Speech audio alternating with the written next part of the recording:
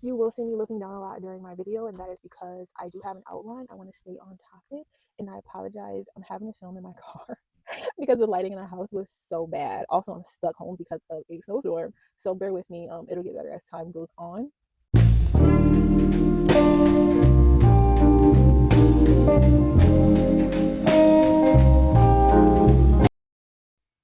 So truth number one, in Connecticut, you'll easily spend about $3,000 just to get started.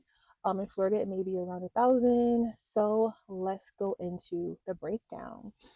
The licensing course, the exam, MLS fees, brokerage fees, NAR dues, insurance, marketing, headshots, lockboxes, and the license itself. The license itself is going to run you $650 or $625. Most people are not financially prepared for the gap between licensing and income.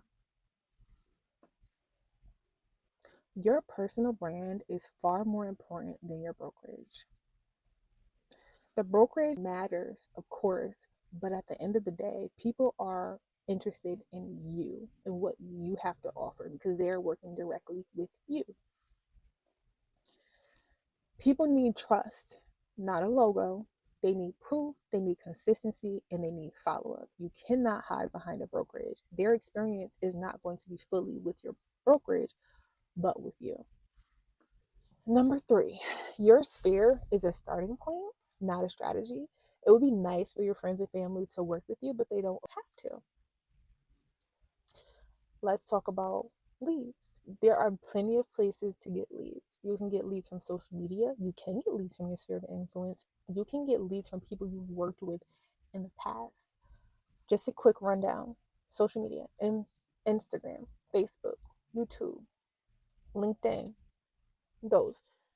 There are newspapers that are still available. There are infomercials. There are billboards.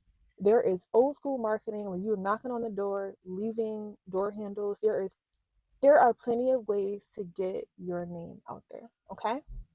So let's not only rely on our sphere of influence. Number four is, I know at the beginning I said I believe this is a business, but it is a business and we're going to treat it accordingly.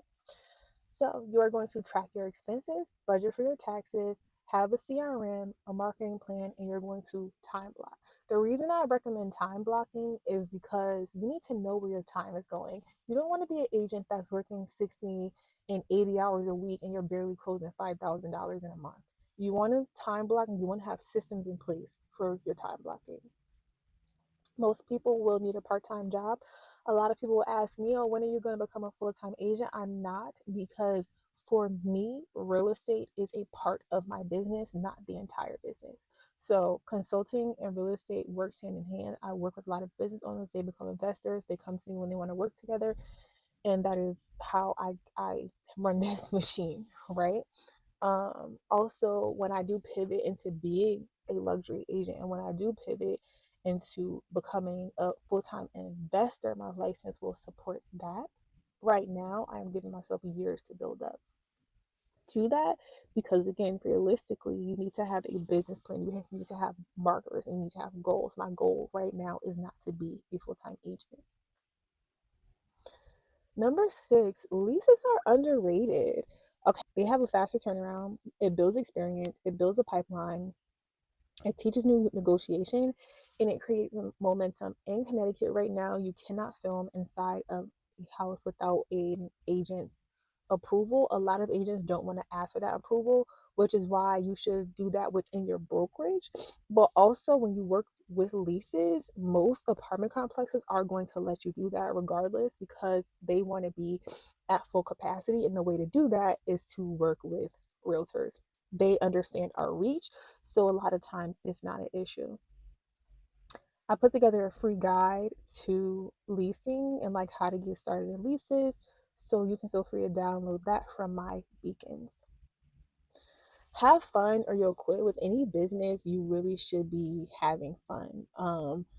You're gonna do, it's a business, it's work, but you are the business owner. So learn contracts, meet people, network, build relationships, because this industry will burn you out. This is not a funsy, cutesy business. You are dealing with hundreds of thousands of dollars in contracts. People are trusting you, and you need to move accordingly. Okay. Real estate can change your life, but only if you take it as a business and not a trend. If you want honest conversations about real estate, money, and building life intentionally, subscribe to my channel. I post real life content, not hype. I am a consultant, as I previously mentioned, so I'm looking forward to building a community around business, real estate, and life systems. And again, I'll ask you to please like, comment, and subscribe because that will help me to stay on the algorithm.